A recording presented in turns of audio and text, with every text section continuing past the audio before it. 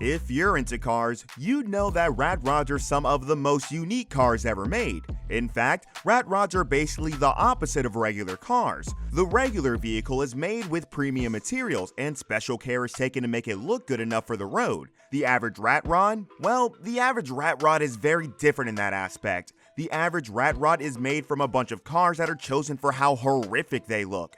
The car parts that make up a rat rod are usually deliberately worn down parts that are lacking paint and have an unfinished appearance. Aside from being made from cars that are already old, rusted, and generally speaking done for, rat rods are also made from stuff that isn't even cars. This includes stuff like umbrellas, handsaws, visors, chainsaws, and even pitchforks. The point of a rat rod is that it can be anything you want it to be. It's like a work of art in the sense that it shows exactly what the maker wants it to show. Now, rat rods aren't to be mistaken for hot rods. In fact, rat rods are actually a creation of mechanics who wanted to oppose the popular hot rods of the day.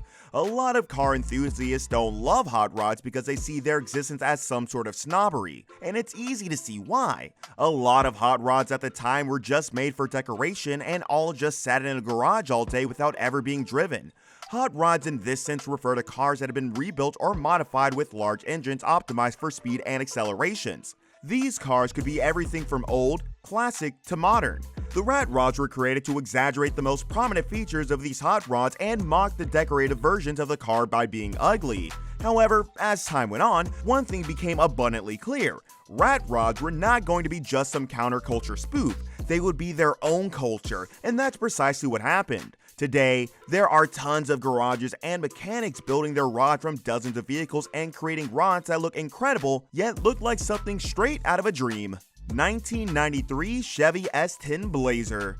If you saw this vehicle on Mad Max Fury Road, your question wouldn't be, how did this car get here? That's because it would look so at home in that universe.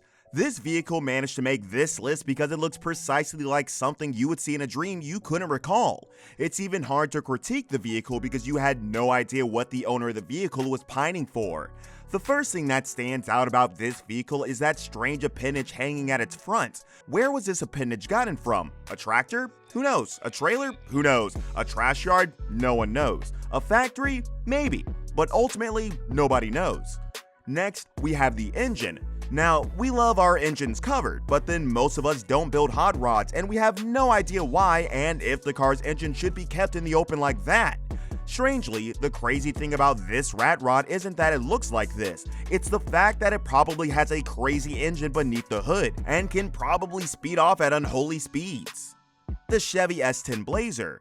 What do you get when you decide to take the tires off a truck, find the discarded nose of a Chevy, and find some pieces of stash together to build a cabin for the car? Well, you get the Chevy S10 Blazer.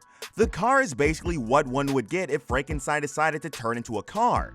You might be wondering who's amazing enough to own this car or order its creation. The person's name is Mike Burrows, and he's editor and chief of custom auto site StanceWorks. When Burrows spoke about the car, he said that he bought the vehicle because he wanted to break out of the conventional with this one-of-a-kind resto mod of a 1928 Ford Model A pickup. He's broken out of the conventional, alright. The Franken Car.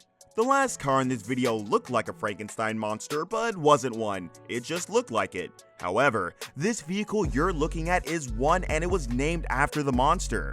The Franken Car, as it's called, is made from the body of a lot of different cars. The body of the car itself looks like a skeleton of a car masquerading as an actual vehicle. As with all rat rods, the base of this vehicle drags across the ground and makes the screechy sound that all rat rods make. Now, don't be mistaken, if you wanted to get a new car, you probably wouldn't go with this vehicle. We mean, it looks like it's a billion years old and has been through at least 3 world wars. Strangely enough, the interior of this rod doesn't look quite as rough as the exterior of it. The wheels look like something you might find in a dystopian future, and everything else fits right into the theme and look of the car. Unlike all other cars, rat rods aren't judged by how aesthetically pleasing they are. Instead, they're judged by how imaginative they are, and this Franken Car gets full points from us. And importantly, if you saw this car out in the wild, it would blow your mind. Herbie Reloaded. Which car do you think is best for building a rat rod? According to the mechanics all over the world, the best vehicle for building a rat rod is a Volkswagen. They think so because of 2 reasons. The first is that Volkswagens are usually very durable. That means that despite being old, aged Volkswagen still has a lot of working parts. Another reason is that they are usually quite cheap and easy to acquire. You'd probably have to jump through hoops to acquire any other kind of vehicle, but it's pretty easy to get a Volkswagen. This specific Volkswagen Rat Rod was built to look like the car from Herbie Reloaded, but with a strange twist. Let's just say this car would be Herbie from Herbie Reloaded if it was built in a dystopian future where everyone had to make cars from broken parts. The great thing about this vehicle is that, despite not being originally built for speed, its Rat Rod reincarnation gives it huge tires that make it a lot faster than it would have been otherwise. The smaller tires in the front of the car make it easier to direct, and it also has parts from a trailer, a pickup truck, and a race car. If you enjoyed Herbie Reloaded, you'd probably enjoy riding this car that certainly has almost as much character as the real sentient Herbie. Van Rod. If you've ever been to a Rat Rod rally, you'd probably be ready to see all kinds of weird stuff. But this Van Rod will certainly still blow your mind because it's like the very antithesis of a Rat Rod, but in a strange way. No one ever looks at a van and says, "You know what I'm going to do? I'm going to make this van a Rat Rod." So what are we looking at? Well, here's an original 1964 Chevrolet G10 van.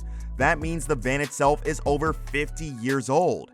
This van has been stripped and put together again by a very audacious mechanic. Instead of having the basic Chevrolet engine that the van was initially made with, it now has a Chrysler engine that has been installed backwards on top of the van's rear axle.